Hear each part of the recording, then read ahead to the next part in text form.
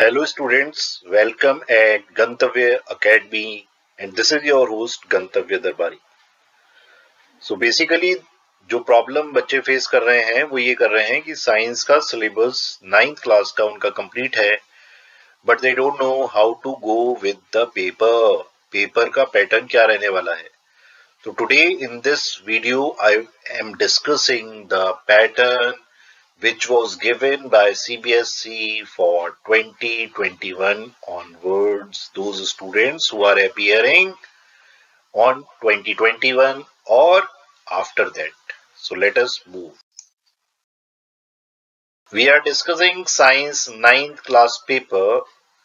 As you can see, the class 9th paper total 4 sections will be there. तो आपके science का जो paper है उसमें 4 sections रहने वाले हैं और जो बच्चे 2021 में अपीयर कर रहे हैं उनको 36 क्वेश्चन मिलेंगे.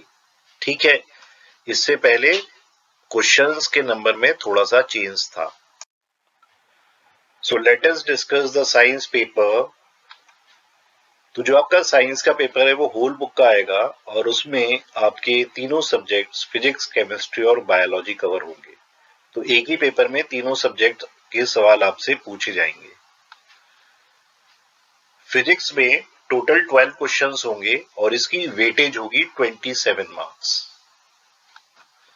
केमिस्ट्री में भी अगेन 12 क्वेश्चंस ही होंगे, वेटेज सेम है जैसे फिजिक्स की है, 27 मार्क्स. बायोलॉजी में टोटल क्वेश्चंस 12 ही रहने वाले हैं पर टोटल वेटेज 26 मार्क्स. तो जैसा आप देख पा रहे हैं फिजिक्स में से 27 मार्क्स के क्वेश्चन पूछने हैं, केमिस्ट्री में से 27 मार्क्स के क्वेश्चन पूछने हैं और बायोलॉजी में से 26 मार्क्स के क्वेश्चन पूछने हैं और टोटल पेपर में आपके कितने क्वेश्चंस होंगे? 36 क्वेश्चंस. नाउ सेक्शन ए में आपके होंगे 20 क्वेश्चंस और इस सेक्शन की टोटल वेटेज है 32 मार्क्स. तो मैं आपको ये बता दूं कि ये जो एमसीक्यू है या जो शॉर्ट आंसर टाइप है या वन वर्ड टाइप है इसी की सबसे ज्यादा वेटेज है. सीबीएसई ने सेक्शन ए को हाईएस्ट वेटेज दे दिया है पर इसमें दिक्कत वाली बात ये भी है कि या तो आप बच्चों का क्वेश्चन वो सही होगा या गलत होगा, स्टेप मार्किंग नहीं है इसमें. तो इसको बड़े ध्यान से तैयार करना है. हम आगे वाली वीडियो में भी आपको इसकी तैयारी करवाएंगे तो आप बने रहिएगा हमारे साथ. नाउ सेक्शन बी में 6 क्वेश्चन है, 2 मार्क्स ईच. ये बहुत आसान है, आप बहुत आराम से इन अटेम्प्ट कर सकते हैं और ये 12 मार्क्स का वेटेज बनेगा आपका. देन सेक्शन सी में 7 क्वेश्चंस होंगे, 3 मार्क्स ईच, 21 मार्क्स इसका टोटल वेटेज है.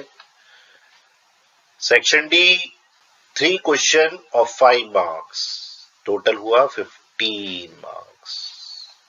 ओके, सो सेक्शन ए को हम अब स्टडी करते हैं. सेक्शन ए में जो क्वेश्चन 1 to 13 होंगे, 1 से लेके जो 13 क्वेश्चंस होंगे वो या तो वन वर्ड होंगे या वन सेंटेंस होंगे.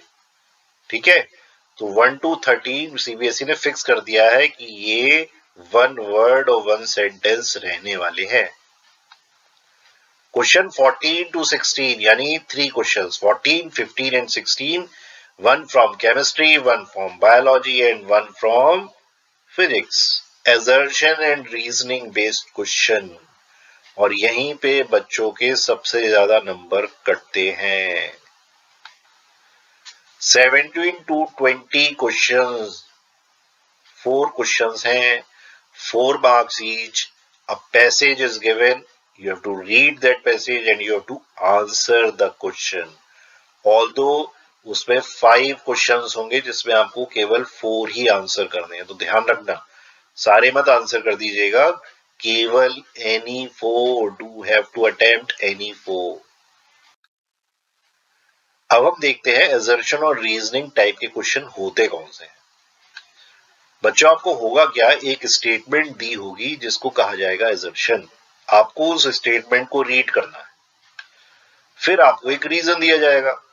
आपको ये देखना है क्या उस assertion का वो प्रॉपर रीजन है और अगर है तो क्या वो उसको प्रॉपरली उस स्टेटमेंट को एक्सप्लेन कर रहा है। सो असर्शन और रीजनिंग के क्वेश्चन बड़े ध्यान से आपको अटेम्प्ट करने हैं। इसी चीज को मैं दोबारा से डिस्कस डिटेल में कर रहा हूं नेक्स्ट स्लाइड में। अब असर्शन और रीजनिंग बेस्ड क्वेश्चन में आपको 4 डिफरेंट ऑप्शंस मिलेंगे।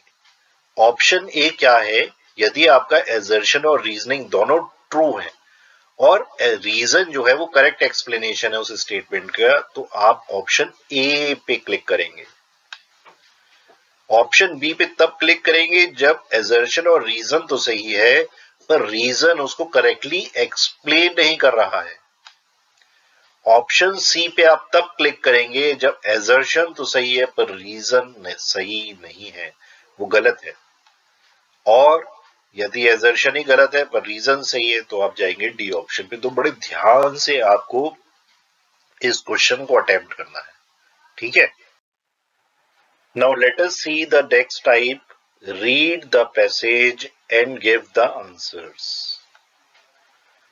Now in all there will be 4 questions from this. Okay, 17, 18, 19, 20. तो ये फिक्स्ड है 17 to 20। ये 4 क्वेश्चंस आपके वो क्वेश्चंस होंगे जो पैसेज बेस्ड होंगे। Multiple question will be there based on that passage and you have to answer any 4. 5 MCQ will be there in every question and you have to give answer of any 4.